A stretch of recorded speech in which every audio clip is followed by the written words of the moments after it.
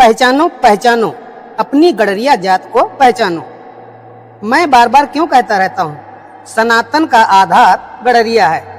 इसके पीछे कोई वजह तो होगी, वजह है भी, लेकिन हम अंध बुद्धि, कम बुद्धि नहीं, अंध बुद्धि के कारण कुछ देख सुन नहीं पाते और ना ही देखने सुनने की कोशिश करते हैं।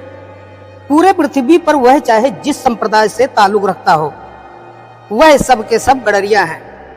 चाहे इंग्लैंड की महारानी एलिजाबेथ हो, या अमेरिका के राष्ट्रपति बुश, या डोनाल्ड ट्रंप, ईसा मूसा, सब के सब इन्होंने अपनी गडरिया संस्कृति नहीं छोड़ी।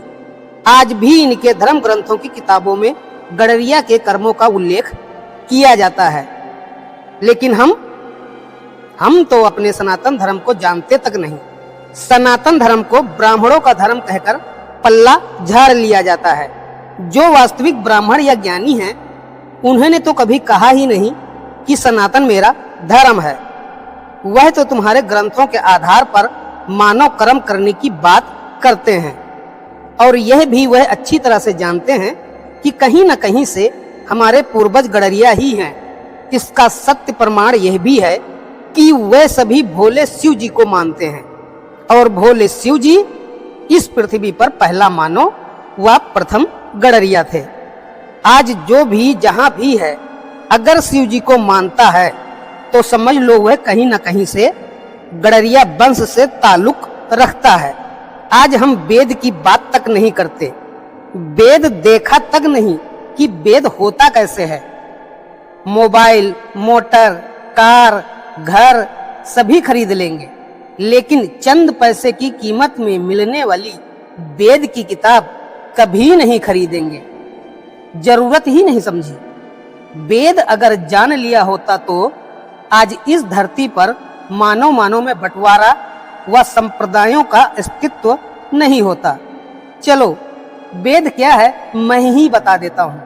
पृथ्वी पर जब सतयुग, त्रेता, द्वापर और कलयुग जैसा कोई युग नहीं था, तब केवल शिव जी के वंशज गडरिया थे। पहले सिंधु और सरस्वती नदी के किनारे अपनी भेड़ों के साथ विचरण करते रहते थे। बाद में सिंधु सरस्वती नदियों के साथ साथ झेलम, चिनाब, रावी, सतलुज और ब्यास जैसी नदियों के किनारे बसने लगे। इसी सातों नदियों के क्षेत्र को सप्त सिंधु कहा जाता था। सप्त सिंधु क्षेत्रों में गडरिया भेड़ चारण और वनस्पतियों के सहारे ही जीवन व्यतीत करते थे। थोड़ी बहुत हाथ द्वारा खेती का कार्य कर लिया करते थे। इसके अलावा उनके पास कोई काम नहीं था। काम न होने की वजह से वह गीत संगीत में काफी रुचि रखते थे।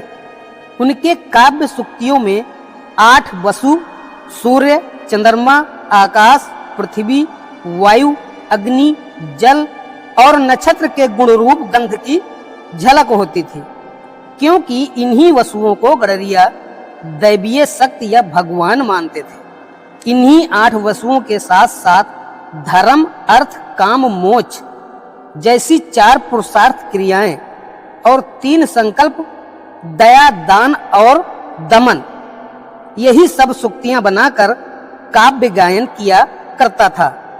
यह काव्य गायन श्रुति एवं स्मृति के माध्यम से पीढ़ी दर पीढ़ी किया जाता था। इसे ही गडरियों ने श्रुति वेद या स्मृति वेद कहा। यही श्रुति या स्मृति वेद को ध्रुपद राग के माध्यम से जोर शोर से ऊंची आवाज में बेसुरे ढंग से गाया जाता था।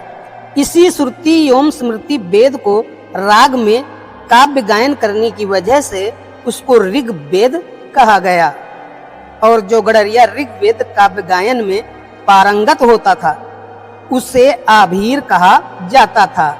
आभीर का अर्थ निर्भीक एवं निडर होता है।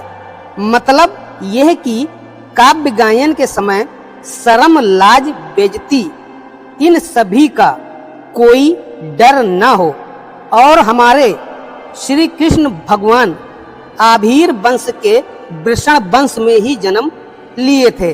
और सुनो, इसी ऋग्वेद के पहले अध्याय के शुरुआत में ही 8 से 10 श्लोक अग्नि के लिए कहे गए हैं। और तुम तो अच्छी तरह से जानते हो कि अग्निदेव का वाहन भेड़ा होता है। भेड़ को ही 12 राशियों में प्रथम पायदान मेष के नाम से संबोधित किया जाता है, जो पृथ्वी के मौसम काल चक्र समय को उद्घोषित करता है।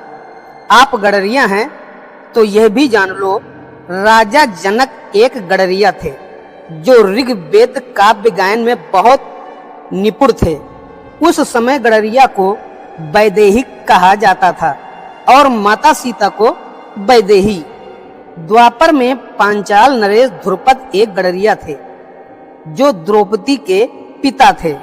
इनका नाम भी कुछ और था, लेकिन वेदों को ध्रुपद राग का गायन करने की वजह से ही उन्हें ध्रुपद कहा गया।